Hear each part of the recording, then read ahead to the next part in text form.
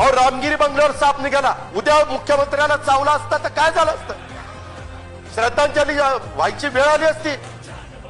काय चाललंय काय की कोबरा होता का आणखीन काय होता माहिती नाही. आता तुम्हाला सांगतो, आता जर परत आवाज आला ना तिकीटच कापून टाकेल.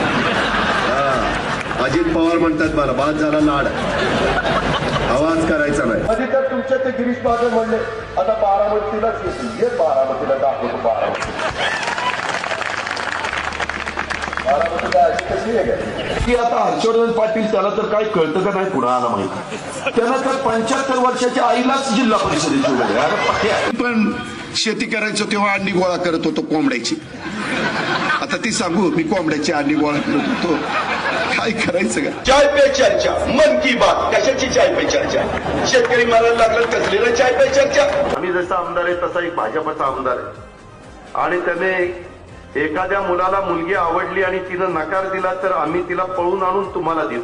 त्याच्या काय बापाच्या घरचं आहे काय? ती विजय शिवतरे तर काय पोपटासारखा मिठू मिठू मिठू बोलायला लागला. अरे विजय शिवतरे, तुझं बोलणं किती, तुझा आवाका किती, तू बोलतोय कुणाबरोबर, तुला यंदा दाखवतो तू कसा आमदार होतो ते बघतो. अख्ख्या महाराष्ट्राला माहितीये, मी जर एखाद्याला ठरवलं आमदार नाही करायचं तर कुणाच्या बापाला ऐकत नाही. मी आणि माझा चुलता ह्याच्यात जमीन आसमानाचा फरक आहे. साहेब सबुरीने घेतात, मी वेगळ्या पद्धतीनं घेईल. म्हणजे काय, आम्ही पण माणसं आहेत ना.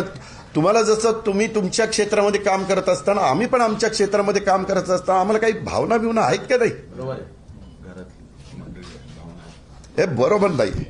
गेले ते दिन गे